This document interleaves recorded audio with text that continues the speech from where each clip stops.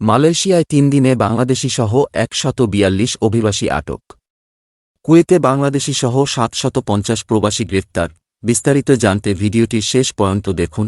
Malaysia Negeri সিম্বিলান রাজ্যে ৩ দিনের অভিযানে বাংলাদেশিসহ ১৪২ অবৈধ অভিবাসীকে আটক করেছে ইমিগ্রেশন বিভাগ।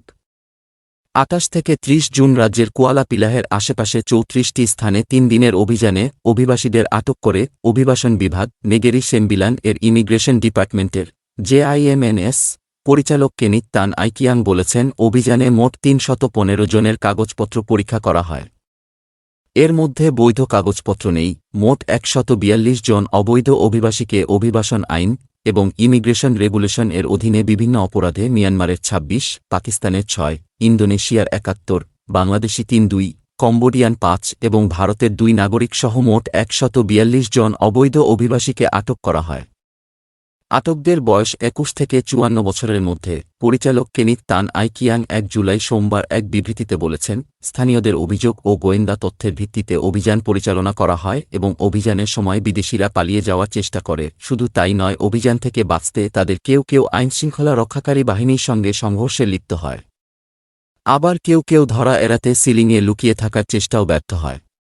পরবর্তী পদক্ষেপ নিতে আটকদের লেঙ্গেং ইমিগ্রেশন ডিপোতে রাখা হয়েছে বলে পরিচালক জানিয়েছেন। পরিচালক বলেন, অবৈধ বিদেশিদের বিষয়ে যে কোনো তথ্যকে স্বাগত জানাই এবং তথ্যদাতার গোপনীয়তা গ্যারান্টি সহকারে রক্ষা করা হয়।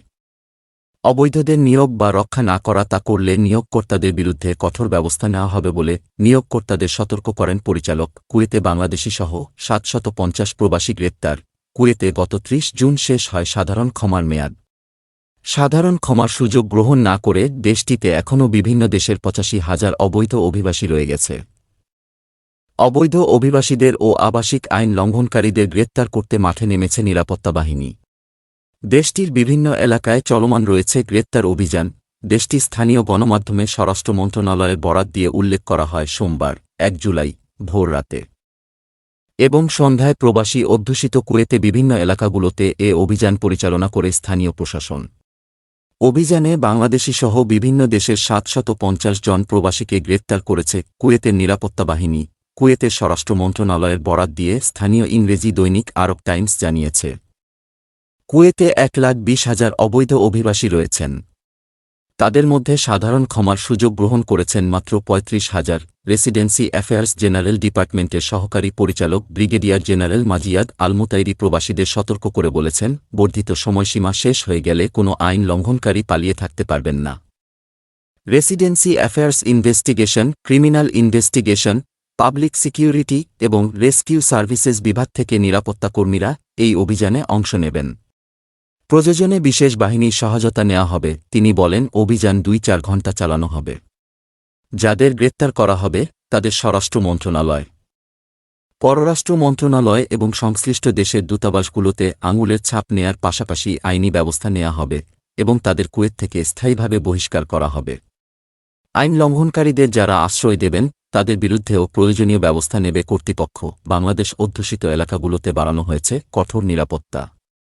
আবাসিক ও বাণিজ্যিক এলাকার প্রবেশপথে তল্লাশি চালানো হচ্ছে।